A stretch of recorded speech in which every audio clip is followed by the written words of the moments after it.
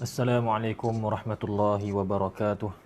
Alhamdulillahi rabbil alamin wa bihi nasta'in ala umuri dunya waddin.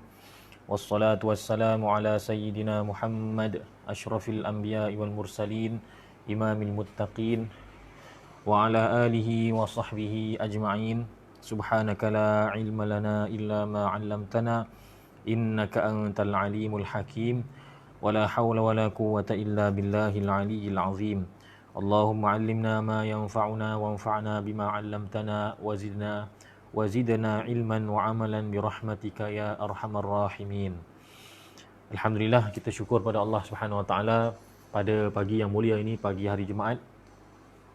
Sama-sama dapat kita meneruskan kembali baki-baki daripada surah As-Sajdah.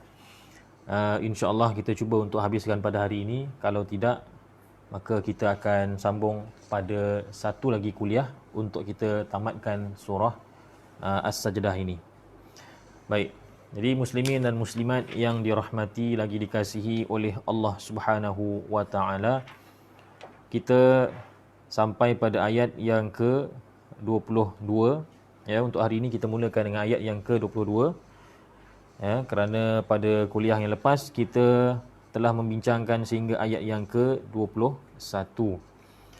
Baik, seperti biasa kita baca dahulu dan kemudian insya-Allah kita akan melihat makna yang tersirat dan yang tersurat dan tersirat daripada ayat Quranul Karim. A'udzu billahi minasy syaithanir rajim. Bismillahirrahmanirrahim. وَمَنْ أَظْلَمُ مِمَّنْ ذُكِّرَ بِآيَاتِ رَبِّهِ ثُمَّ أَعْرَضَ عَنْهَا إِنَّا مِنَ الْمُجْرِمِينَ مُنْتَقِمُونَ وَلَقَدْ آتَيْنَا مُوسَى الْكِتَابَ فَلَا تَكُنْ فِي مِرْيَةٍ مِّنْ لِقَائِهِ وَجَعَلْنَاهُ هُدًى لِبَنِي إِسْرَائِيلَ وَجَعَلْنَا مِنْهُمْ أَئِمَّةً يَهْدُونَ بِأَمْرِنَا لَمَّا صَبَرُوا وَكَانُوا بِآيَاتِنَا يُوقِنُونَ إِنَّ رَبَّكَ هُوَ يَفْصِلُ بَيْنَهُمْ يَوْمَ الْقِيَامَةِ فِيمَا كَانُوا فِيهِ يَخْتَلِفُونَ. Sadaqallahul azim. Baik, ayat yang ke-22 Allah Subhanahu Wa Taala berfirman, "Wa man azlamu mimman dzukira bi ayati rabbih thumma a'rada anha." Dan siapakah yang lebih zalim daripada orang yang telah disebutkan, telah diperingatkan tentang ayat-ayat Tuhannya, kemudian dia berpaling daripadanya. Jadi dalam ayat ini Allah Subhanahu Wa Taala memulakan dengan man, waman. Dan man ini ialah menunjukkan istifham, iaitu pertanyaan.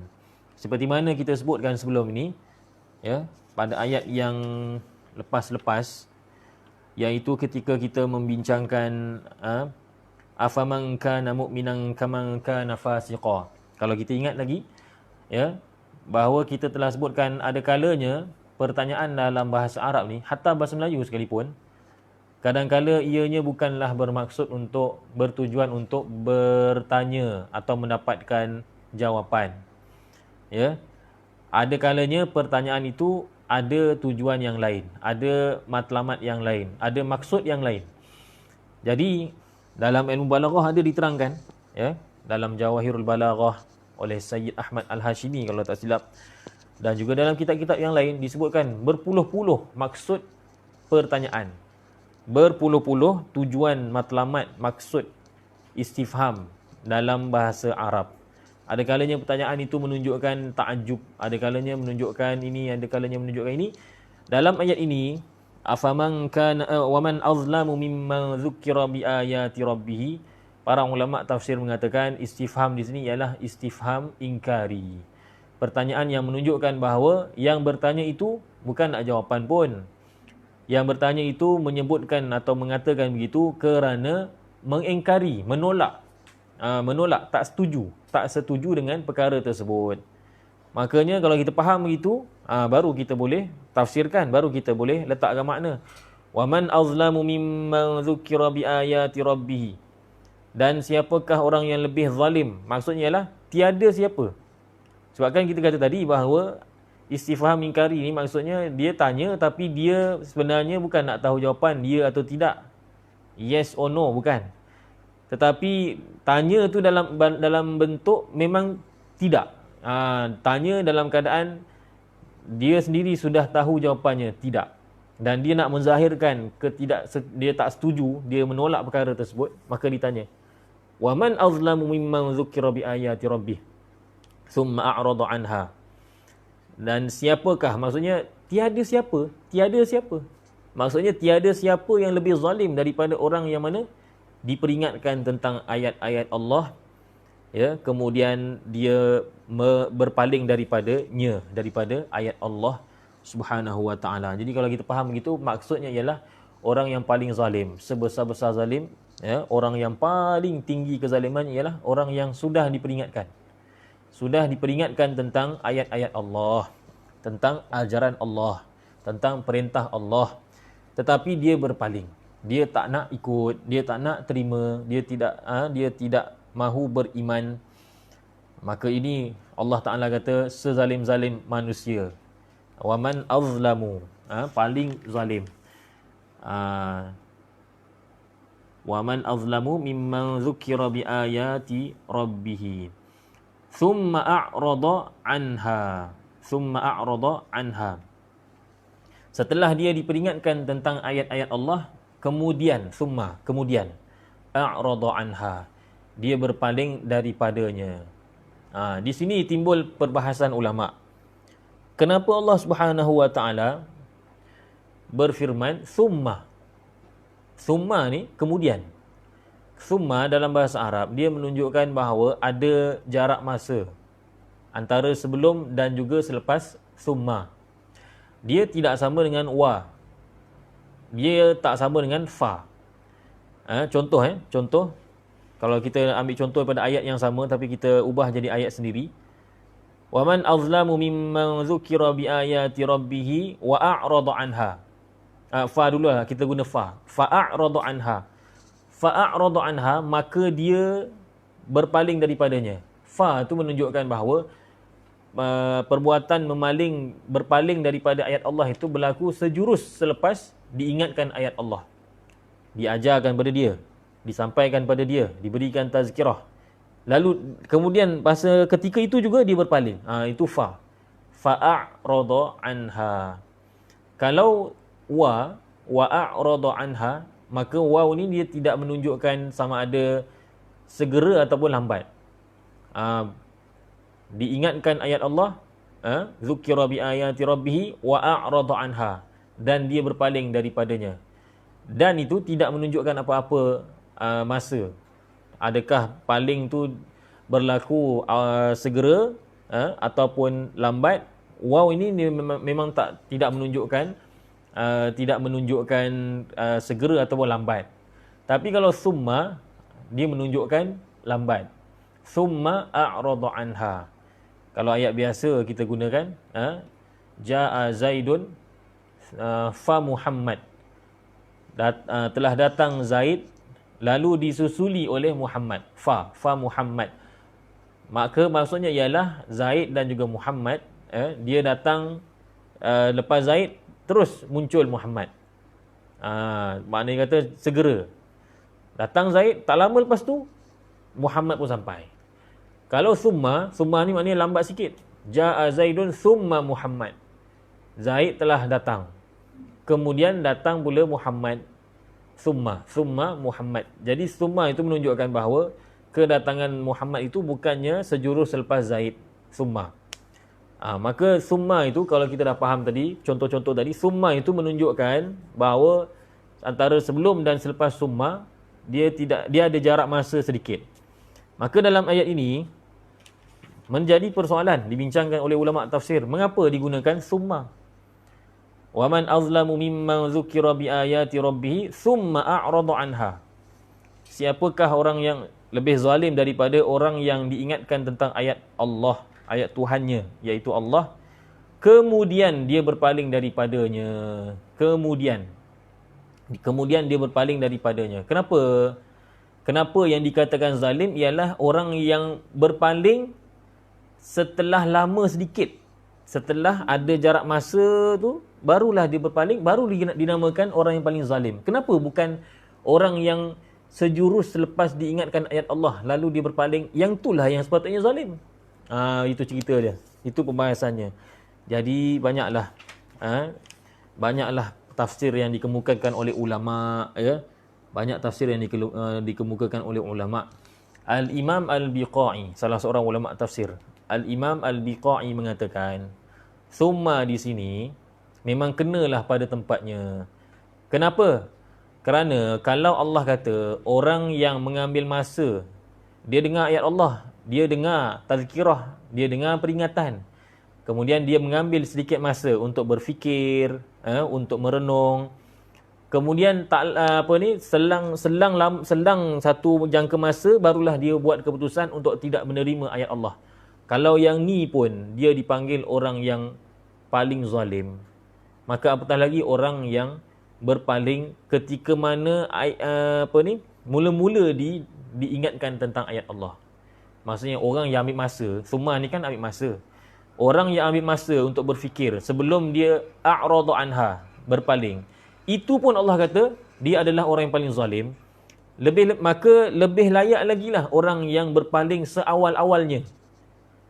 Seawal dibentangkan kepadanya ayat Allah, awal-awal lagi dia berpaling tanpa fikir panjang, yang tu lagilah zalim. Jadi penggunaan summa, kalimah summa di sini memang kenalah, memang tepatlah. Ini mengikut tafsir Al-Biqai, ya. Sebab tadi kan perbincangannya ialah kenapa guna summa? Kerana summa ni kan sepatutnya ada jarak masa, dia dengar ayat Allah, dia diperingatkan ayat Allah, lalu dia summa, kemudian, bukan waktu tu juga dia berpaling, tak. Setelah lama sedikit baru dia berpaling. Kenapa yang tu dikatakan yang paling zalim? Sepatutnya yang menolak dari awal lah yang dipanggil azlamu, yang paling zalim. Maka Imam Al-Biqai kata, kerana nak bagi tahu pada kita bahawa berpaling setelah dia dah fikir lama, tak bolehlah masuk Islam, tak bolehlah beriman. Orang yang berpaling setelah berfikir panjang, itu pun dipanggil zalim. Apatah lagi orang yang berpaling daripada ajaran Allah tanpa berfikir panjang, lagilah dipanggil azlamu, lagilah paling zalim. Itu satu tafsiran. Ada juga tafsiran yang lain seperti Imam Az-Zamakhsyari, pengarang kitab Al-Kasyaf, tafsir Al-Kasyaf. Beliau mengatakan bahawa penggunaan summa di sini, summa dalam ayat ini tidak lain hanyalah untuk menunjukkan bahawa perkara itu sepatutnya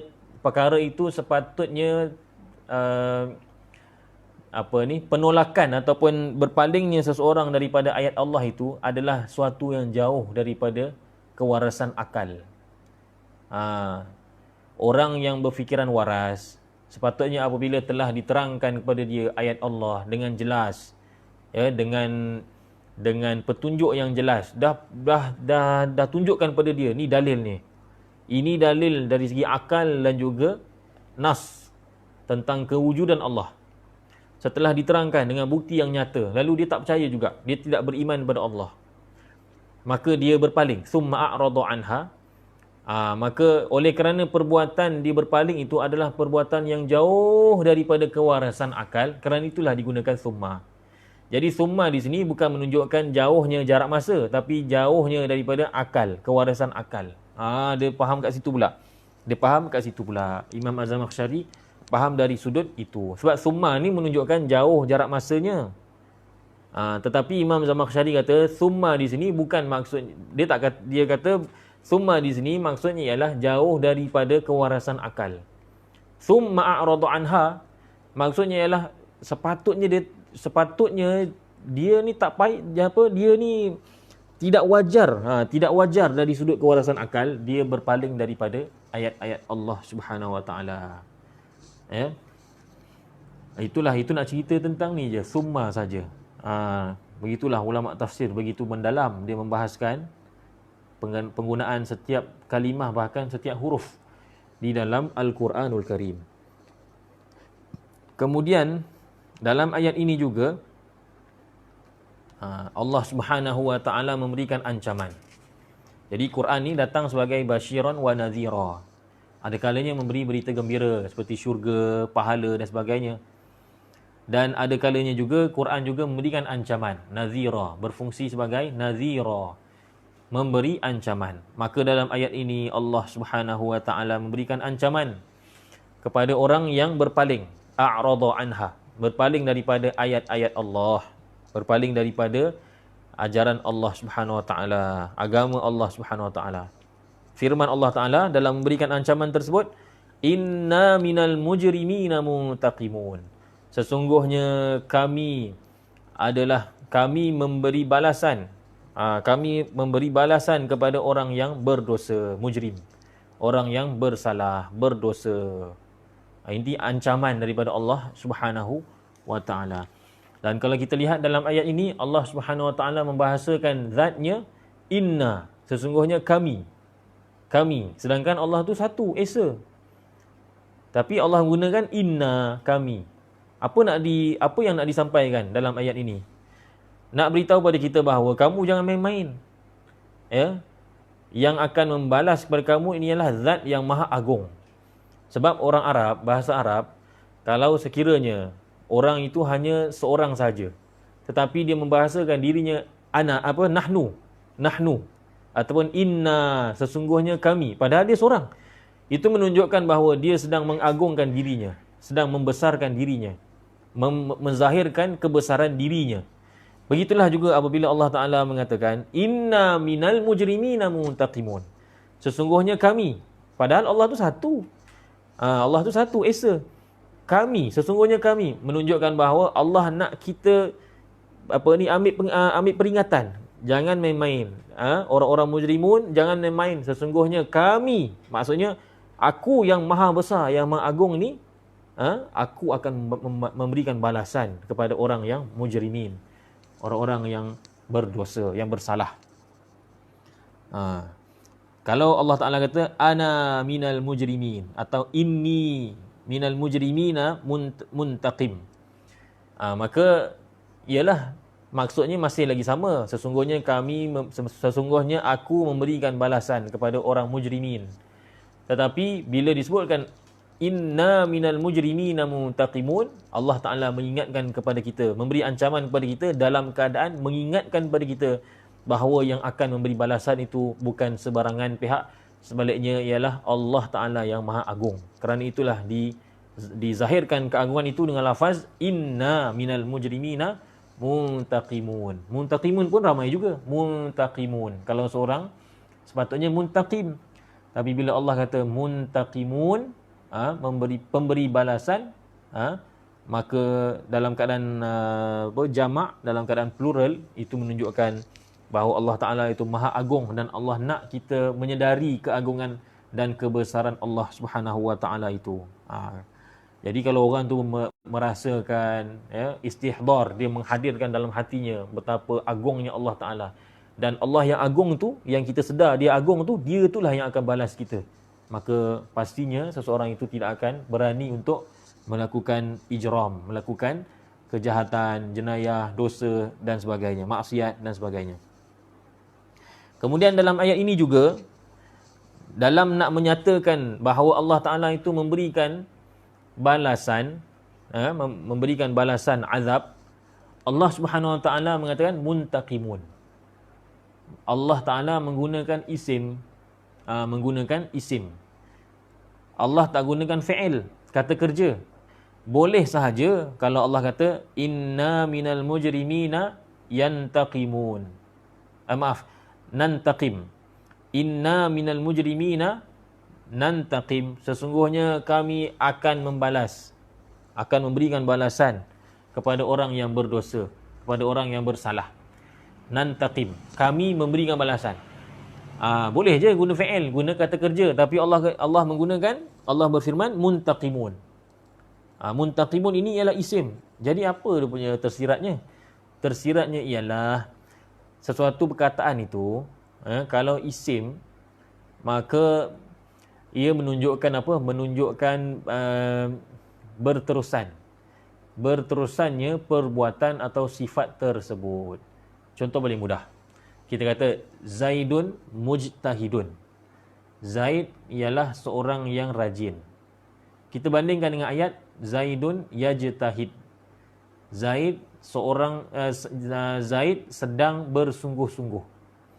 Antara Zaid seorang yang bersungguh-sungguh dengan Zaid sedang bersungguh-sungguh, mana satukah yang menunjukkan sifat bersungguh-sungguh itu sentiasa ada pada Zaid? Ayat pertama atau ayat kedua? Ayat kedua lah, sebab sedang tu menunjukkan waktu tu je dia bersungguh-sungguh. Mungkin sebelum ni tak bersungguh-sungguh, mungkin akan datang tidak bersungguh-sungguh. Yajtahid maknanya ketika itu saja dia bersungguh-sungguh. Zaidun yajtahid. Zaid sedang bersungguh-sungguh. Jadi penggunaan kata kerja fi'il dia akan menyebabkan sifat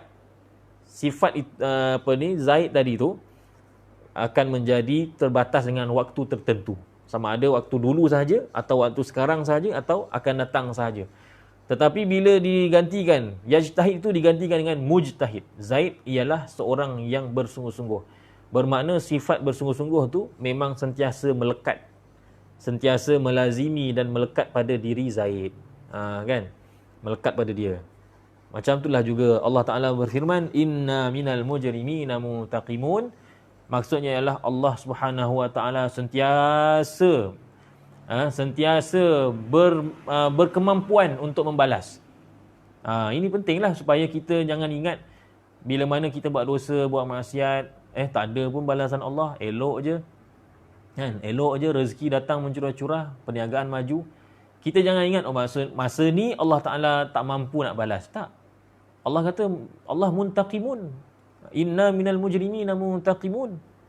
Sifat intiqam, boleh memberi balasan itu memang sentiasa ada dengan Allah Ta'ala. Allah Ta'ala sentiasa mampu untuk intiqam, untuk memberikan balasan. Cuma ada kalanya Allah Ta'ala membalas dengan azab. Dan ada kalanya Allah Ta'ala membalas dengan istidraj. Istidraj juga adalah intiqam. Adalah satu balasan daripada Allah. Jadi bukan maknanya bila kita ni buat maksiat kan, kemudian kita tengok rezeki kita datang mencurah-curah, orang lain sakit kita sihat, orang lain kesempitan kita kaya, makna kata Allah tidak muntaqim, tidak membalas. Tak. Allah Ta'ala membalas tapi dengan cara lain. Dengan cara apa? Dengan cara memberikan istidraj. Apa dia istidraj? Iaitu Allah Subhanahu Wa Ta'ala menjadikan seseorang itu perasan diri dia. Dia akan jadi perasan. Dengan apa? Dengan Allah Ta'ala berikan dia nikmat, menambahkan nikmat yang ada pada dia, memberikan kesenangan pada dia, tambahkan kekayaan pada dia. Supaya apa? Supaya dia semakin lama semakin perasan diri dia baik, perasan. Padahal dia adalah orang yang jahat, adalah orang yang berdosa, ahli maksiat, tapi dia perasan. Disebabkan perasan itu, maka dia akhirnya meningkat dalam bukan ketaatan, dalam kemaksiatan. Ialah sebab sentiasa baik, sentiasa sihat, sentiasa kaya, maka lama-lama dia banyak buat dosa, buat lagi dosa, maksiat. Maka lama-kelamaan dia sentiasa naik dan satu anak tangga ke satu anak tangga dalam maksiat, bukannya dalam taat. Maka nanti di akhirat dia akan menerima azab yang banyak. Kan? Mungkin pada asalnya maksiat yang dilakukan sikit je. Tapi oleh kerana istidraj, maka maksiat yang dilakukan berganda-ganda. Maka daripada awalnya dia selayaknya mendapat azab yang sedikit, akhirnya disebabkan istidraj, di akhirat nanti dia mendapat azab yang lebih banyak daripada yang awal dahulu. Ini yang kita risaukan. Kan? Kita risau. Sebab apa? Sebab ialah kita tak perasan benda tu. Jadi kita hari-hari kita kena mohon pada Allah keampunan. Walaupun kita tak tahu kita ada dosa. Aku ada buat dosa ke? Tak ada. Kita minta ampun juga. Walaupun kita tak tahu apa dosa saya buat. Apa dosa saya buat selama 24 jam ni? Tak ada. Kita rasa tak ada. Kita yang rasa tak ada. Jadi ada ke tak ada ke, kita perasan kita ada buat dosa ke atau tak perasan ke, tetap kita disuruh istighfar. Sebagaimana Nabi SAW beristighfar sebanyak dan bertaubat kepada Allah sebanyak 70 kali satu hari. Dalam riwayat yang lain sebanyak 100 kali. Walaupun Nabi SAW tak ada dosa, maksum. Maka kita ni apatah lagi lah. Maka walaupun kita rasa dah okey, kita tetap kena istighfar.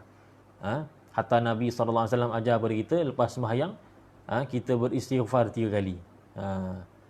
Selepas sembahyang, Nabi SAW beristighfar 3 kali. Bukannya buat maksiat sembahyang, tetapi kita istighfar juga. Kerana apa? Kerana kita tidak tahu mungkin dalam solat kita itu ada perkara-perkara yang mencacatkan solat kita, ada kekurangan. Dan yang kita takut sekali, yang kita khawatir ialah kalau sekiranya dalam solat itu sendiri ada sesuatu perkara yang menyebabkan Allah murka kepada kita, kan? Sebab adab dalam solat kan banyak. Kalau kita baca hadis tentang ada adab dalam solat, ada adab yang kita rasa ringan tapi sebenarnya Allah murka, kan? Contohnya mata kita tengok sana sini, kan? Kepala kita dongak tengok ke langit. Banyak hadis-hadis sehingga Nabi SAW memberi ancaman bahawa kepala orang yang berpaling sana sini ketika solat boleh ditukarkan kepada kepala kedai, seperti mana dalam hadis. Itu ancaman yang berat. Jadi benda-benda macam inilah yang menyebabkan kita kena istighfar. Mungkin dia bukanlah tidaklah menjejaskan kesohihan solat kita. Solat kita tetap sah, tapi dari segi adab. Dari segi adab. Jadi muslimin dan muslimat yang dirahmati oleh Allah Subhanahu wa taala, Allah Taala berfirman, "Inna minal mujrimina muntaqimun." Sesungguhnya kami membalas orang yang mujrim, iaitu orang-orang yang melakukan dosa, melakukan kesalahan. Kemudian muslimin dan muslimat yang dirahmati oleh Allah Subhanahu wa taala,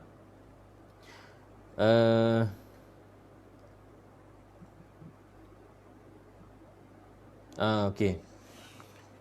Sebelum pada awal ayat Allah Taala kata orang yang paling zalim ialah orang yang diingatkan tentang ayat Allah kemudian dia berpaling. Kemudian Allah kata inna minal mujrimina muntaqimun. Kenapa Allah Taala tak sebut inna minhu muntaqimun?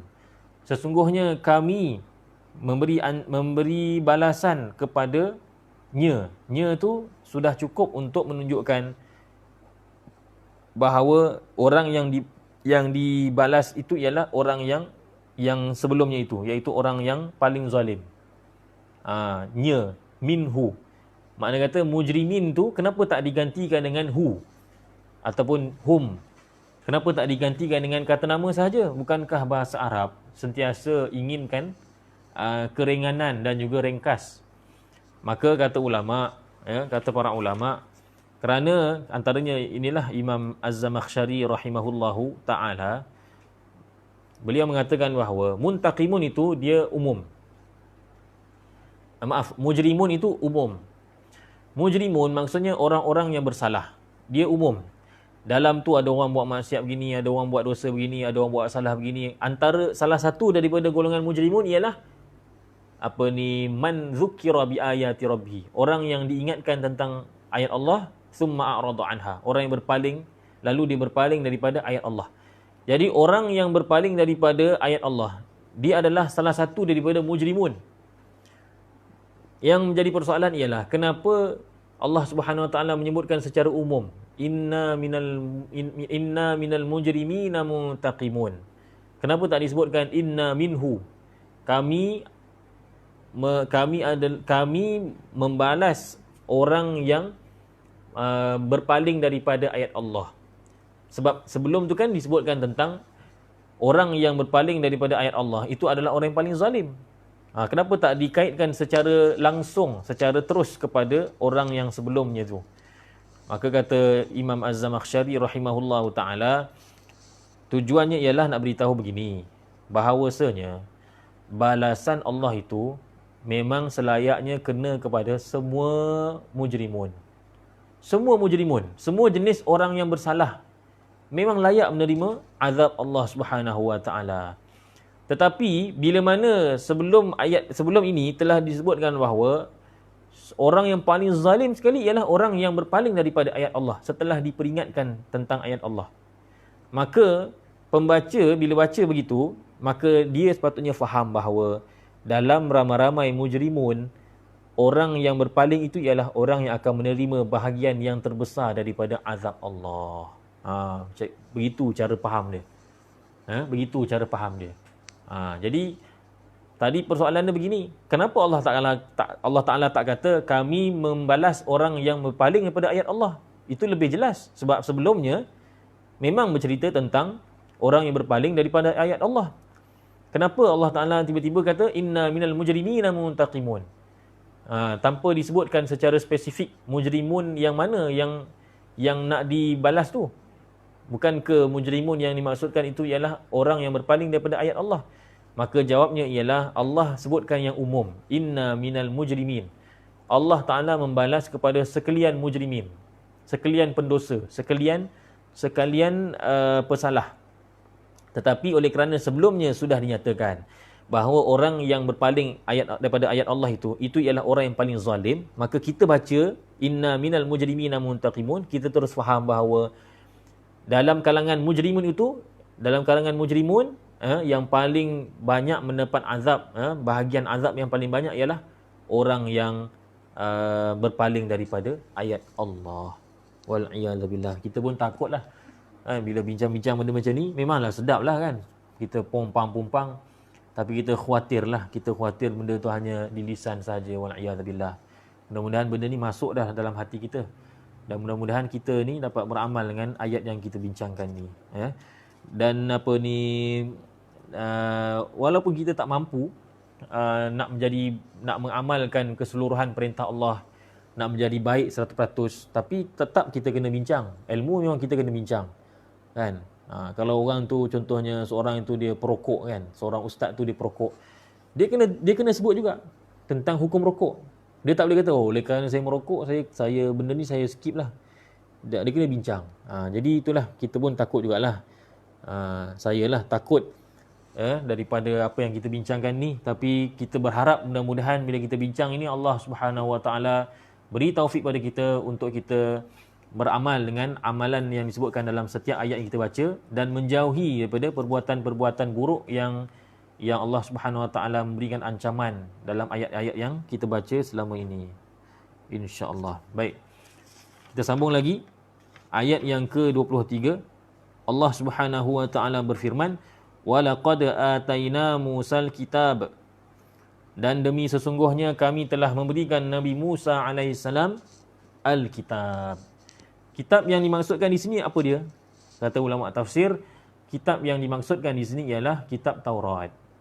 Jadi walaqad ataina Musa al-kitab maksudnya ialah Allah Taala telah memberikan Nabi Musa alaihissalam kitab Taurat. Kitab Taurat. Ini berdasarkan apa yang disebutkan dalam tafsir Tantawi. Menjadi persoalan, mengapa Allah Subhanahu Wa Taala Allah Ta'ala nak berikan satu kisah, nak menyebutkan tentang satu kisah supaya dijadikan pengajaran oleh Nabi SAW, supaya baginda SAW menjadi sabar dan juga menjadi teguh dalam usaha dakwah. Jadi model yang didatangkan ialah Nabi Musa AS. Walaqad ataina Musal kitaba fala takun fi miryatin min liqa'ih. Persoalannya ialah kenapa Nabi Musa yang dijadikan contoh dalam ayat ini? Kenapa bukan Nabi Ibrahim? Kenapa bukan Nabi Adam? Itu dibincangkan oleh ulama. Jadi disebutkan dalam Hasyiah Al-Jamal Alal Jalalain, Hasyiatul Jamal, ke atas tafsir Al-Jalalain, disebutkan beberapa sebab. Antaranya ialah, kata beliau, yang pertama, kerana Nabi Musa AS itu lebih dekat zamannya dengan Nabi SAW. Kalau dijadikan Nabi Adam contohnya, walaqad cerita tentang Nabi Adam lah. Walaqad auhayna ila Adam contohnya. Nabi Adam tak ada kitab kan? Setahu saya lah. Nabi Adam diberikan wahyu. Kisah Nabi Adam dibawakan sebagai contoh untuk mensabatkan, menguatkan, meneguhkan hati Nabi SAW. dia tak ni sangatlah kan, tak memberikan kesan. Tapi kata Imam Al-Jamal, Sulaiman Al-Jamal kalau tak silap nama penuhnya, dipilih kisah Nabi Musa itu ialah kerana dikurbihi minan Nabi sallallahu alaihi wasallam. Kerana Nabi Musa alaihi salam itu lebih hampir zamannya dengan Nabi sallallahu alaihi wasallam. Itu satu. Jawapan kedua juga, sebab kedua ialah wa wujudu man kana ala dinihi ilzaman lahum. Didatangkan kisah Nabi Musa AS, bukan Nabi yang lain, ialah kerana orang-orang yang mendakwa bahawa dia mengikut Nabi Musa ada pada zaman Nabi SAW. Iaitu siapa dia? Iaitu Yahudi. Kan Yahudi ada di Madinah.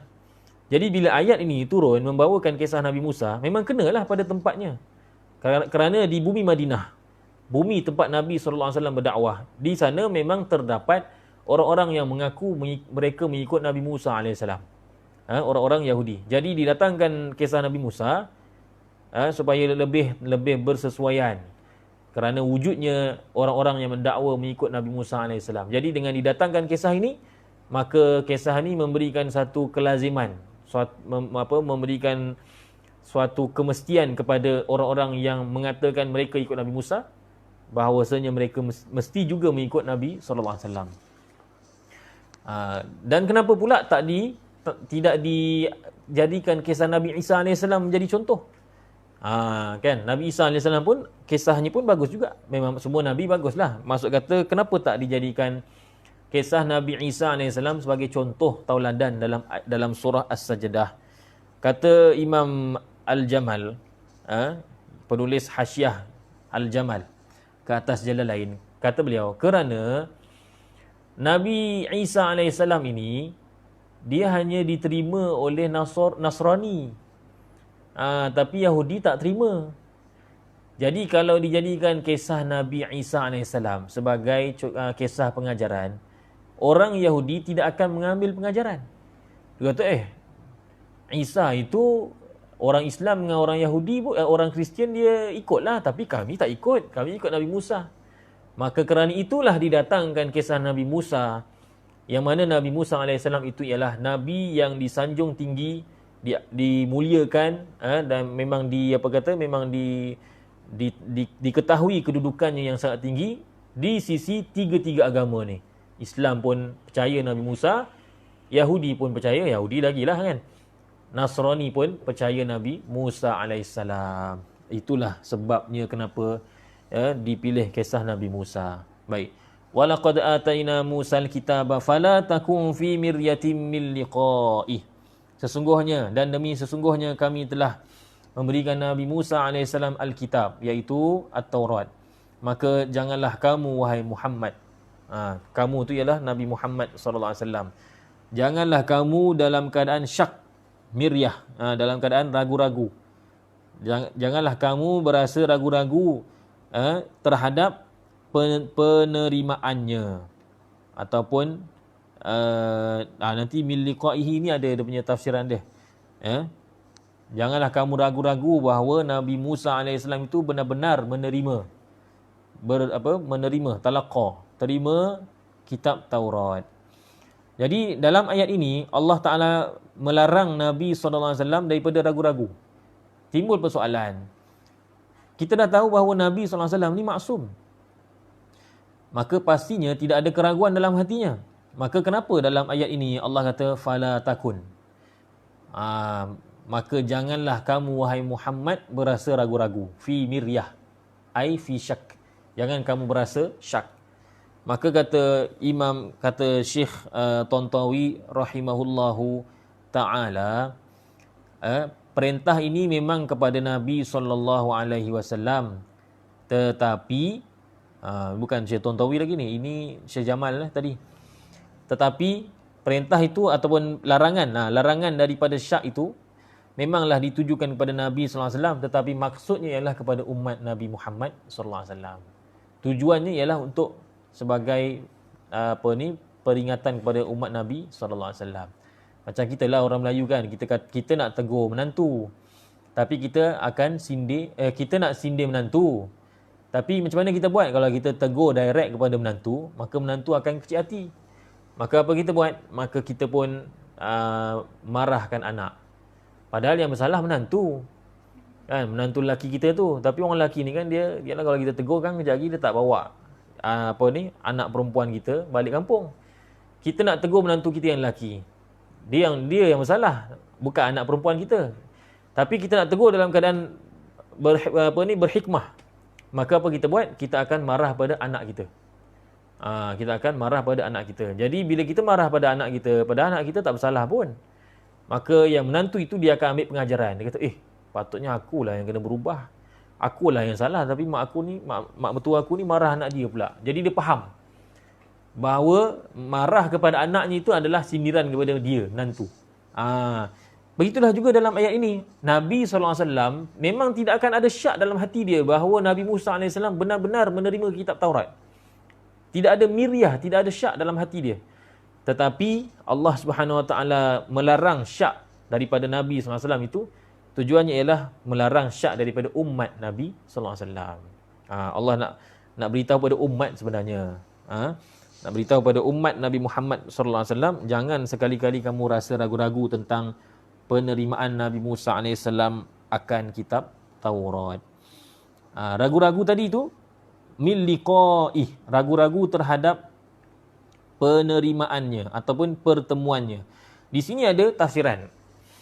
Ada dua tafsir, dia ada 6 sebenarnya, ada 6 tafsiran. Imam Al-Jamal, pengarang Hasyiatul Jamal, membawakan 6 pendapat tentang dhamir itu, liqa'ih.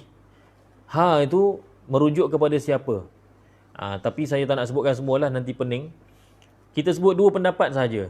2 pendapat ni yang lebih hampir, lebih jelas.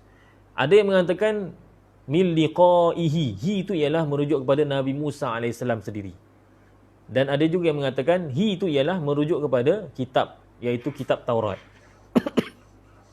Ya. Jadi apa jua, walaupun kita kata apa jua pendapat yang kita pilih antara dua itu, kedua-duanya itu tidak jauh maknanya. Min liqa'ihi ay min liqa'i Musa alaihi salam at-Taurah, ataupun min liqa'it Taurah, min liqa'it Taurah, itu liqa' itu disandarkan kepada Taurah, disebabkan apa? Sebab masdar disandarkan kepada maf'ulnya. Disandarkan kepada maf'ulnya. Apa jualah, tak kiralah itu kepada Nabi Musa atau kepada kitab. Maksudnya ialah jangan kamu ragu-ragu bahawa Nabi Musa AS memang benar-benar telah liqa', telah dapat, telah bertemu, telah menerima, telah menyambut, telah menerima lah paling jelas, telah menerima kitab Taurat. Jangan kita ragu-ragu. Wa ja'alnahu hudan li bani Israil, dan kami telah menjadikannya, iaitu siapa dia? Nya tu ialah kitab Taurat.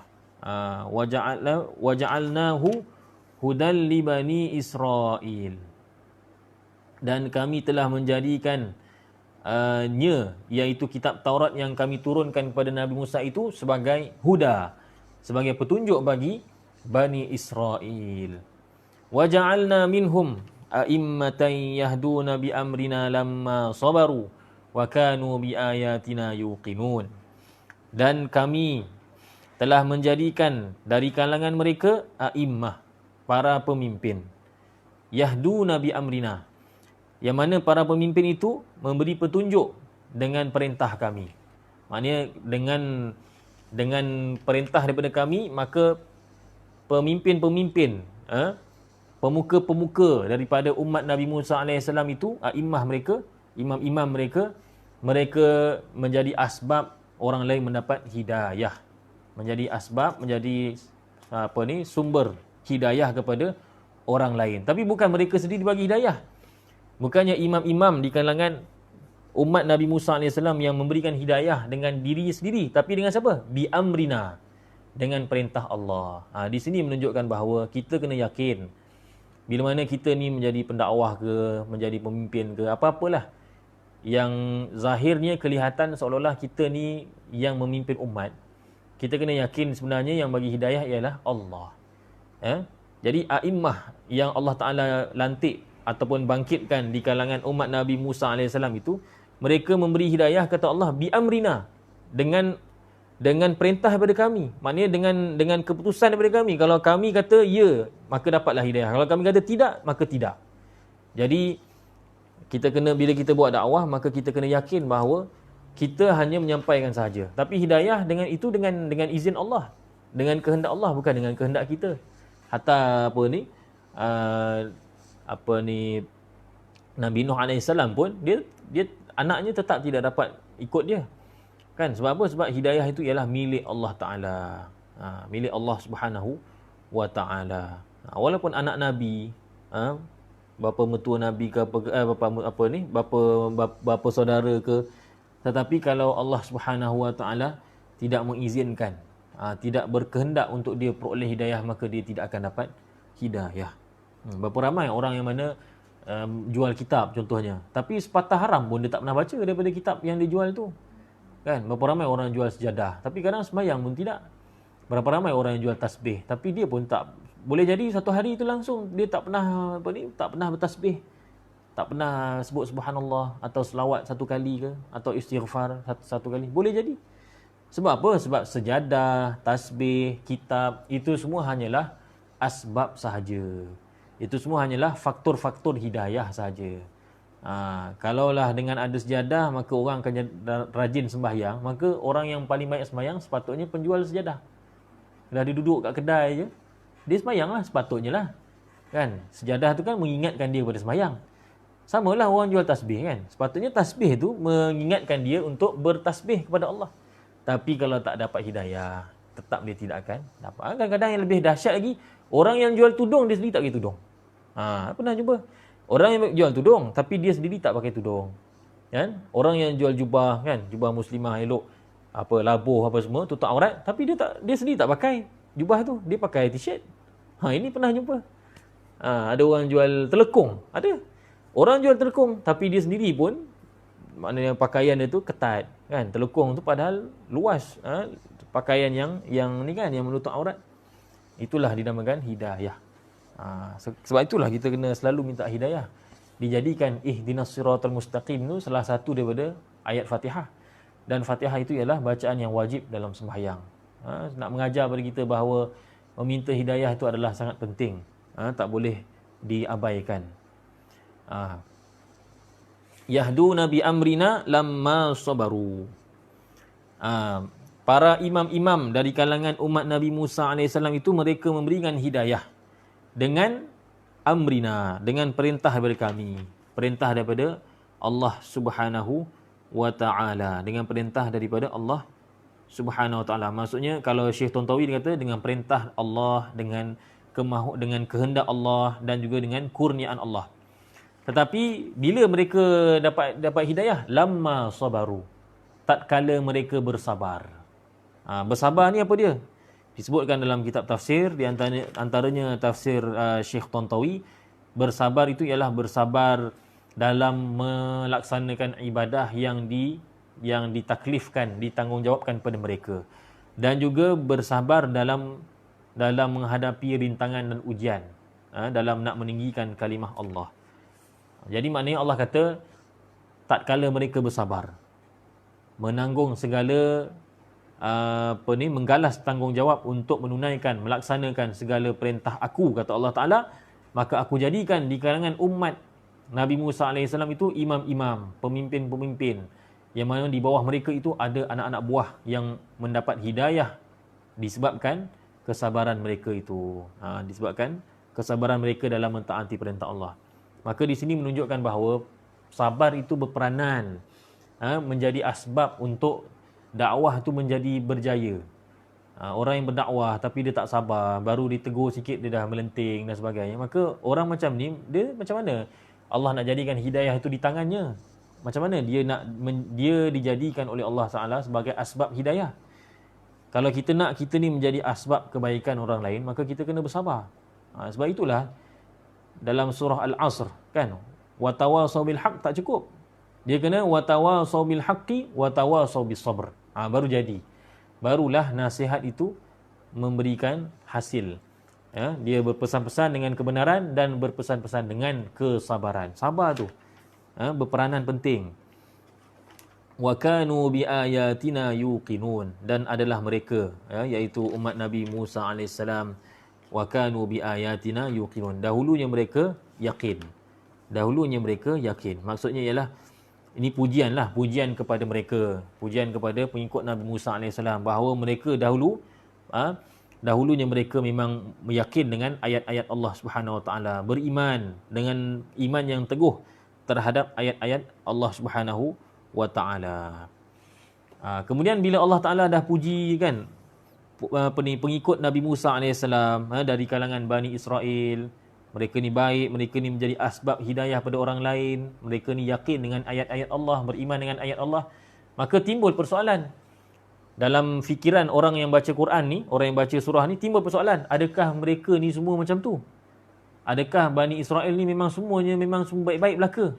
Maka Allah Ta'ala pun jelaskan kepada kita pada ayat yang seterusnya, ayat 25, nak beritahu kepada kita bahawa bukan semua macam tu. Ada juga yang tak ikut. Ada juga yang tak ikut ajaran sebenar. Inna rabbaka huwa yafsilu bainahum yawmal qiyamati fima kanu fihi yakhtalifun. Sesungguhnya Tuhan kamu, wahai Muhammad sallallahu alaihi wasallam, dialah yang akan memutuskan di antara mereka. Mereka tu siapa? Iaitu Bani Israel. Allah Ta'ala lah yang akan memutuskan, membuat keputusan bagi kesudahan mereka. Allah Ta'ala yang akan meletakkan hukum, membuat keputusan, membuat hukuman. Siapa yang di pihak benar, siapa yang di pihak yang salah. Di antara siapa? Di kalangan Bani Israel. Bainahum, di kalangan Bani Israel. Yaumal qiyamah, pada hari kiamat. Jadi hukum tu ataupun keputusan yang Allah buat itu keputusan dalam perkara apa? Fima kanu fihi yakhtalifun. Dalam perkara-perkara yang dahulunya mereka berkhilaf. Dahulunya mereka bercanggah pendapat. Jadi pada ketika mereka hidup, pengikut Nabi Musa AS, mereka banyak khilaf. Seorang kata begini, mereka bergaduh antara mereka. Jadi Allah Ta'ala kata nanti di akhirat akulah yang akan menjadi pemutus siapakah di pihak yang benar dan siapakah yang berada di pihak yang salah. Ini ayat ini, kata Syekh Tantawi rahimahullah ta'ala, nak menunjukkan kepada kita bahawa Bani Israel itu bukanlah semuanya baik. Bani Israel itu bukannya semuanya sama macam yang disebutkan dalam ayat sebelumnya. Ayat sebelumnya itu kan memuji. Jadi ayat yang 25 ni nak menunjukkan kepada kita bahawa di kalangan Bani Israel ada yang tetap berada di jalan yang lurus dan ada juga yang menyimpang. Lalu disebabkan ada dua golongan ni, mereka saling berkhilaf. Mereka saling bercanggahan. Nanti di akhirat Allah kata Allah lah yang akan memutuskan, membuat keputusan di antara mereka, di antara orang yang salah dan orang yang benar.